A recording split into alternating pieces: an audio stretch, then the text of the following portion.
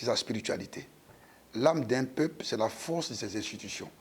Et je pense que la monarchie marocaine, pour moi, est un exemple. Le Maroc, c'est un pays, pour moi, de cœur. J'y ai de nombreux amis.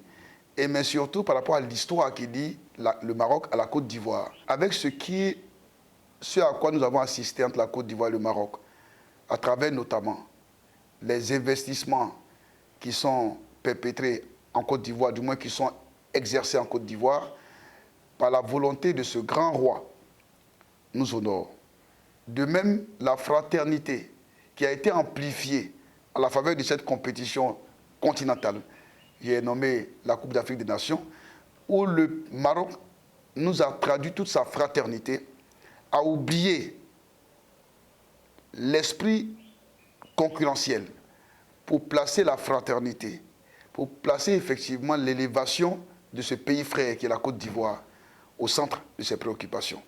Je suis persuadé que la prochaine CAN qui aura lieu donc au Maroc, c'est ça tout comme effectivement celle qui a eu lieu en Côte d'Ivoire, parce que la Côte d'Ivoire va réitérer cette fraternité, va amplifier davantage cette fraternité, mais surtout va témoigner de sa reconnaissance vis-à-vis de ce grand peuple et au-delà de son grand roi. La Côte d'Ivoire s'honore de cette amitié, de cette belle fraternité entre ces deux grands peuples.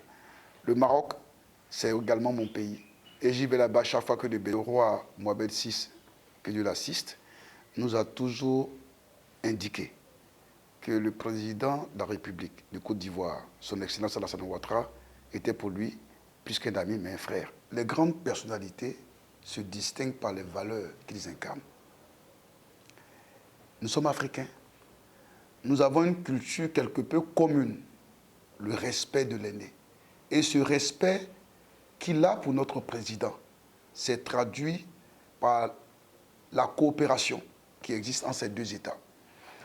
Ils sont précurseurs de l'avenir de l'Afrique parce que le développement de l'Afrique reste tributaire de la force de coopération entre ces États, la coopération sud-sud. Et je pense que c'est une coopération réussie avec pratiquement environ 7000 ressortissants marocains en Côte d'Ivoire, de plus en plus d'Ivoiriens qui prennent des initiatives au Maroc.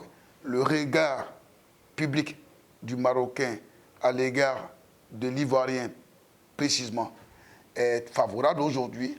Et aujourd'hui, avec Air Côte d'Ivoire qui dessert aujourd'hui désormais le Maroc, je pense que c'est deux pays qui sont davantage rapprochés et je voudrais tenir. Je voudrais remercier surtout le royaume marocain pour cette belle fraternité, mais surtout pour ces belles initiatives de soutien du président de la République, de la Côte d'Ivoire et des Ivoiriens, à travers les nombreux investissements et la qualité de ces hommes d'affaires, que je voudrais également saluer au passage. J'ai compris qu'effectivement, cette dynastie est réellement descendante de notre grand prophète Mohammed sallallahu alayhi wa sallam.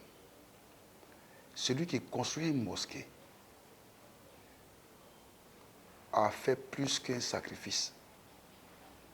Et c'est une profession, c'est la manifestation d'un attachement au divin créateur. En tant que musulman, ça m'honore. Et ça honore toute la communauté musulmane. Le roi Mohamed VI, que Dieu l'assiste, s'est toujours distingué dans ses œuvres de foi, non seulement en Côte d'Ivoire, mais davantage au Maroc. Parce que j'y ai été, j'ai vu la réelle volonté de tenir la main, d'assister des classes faibles.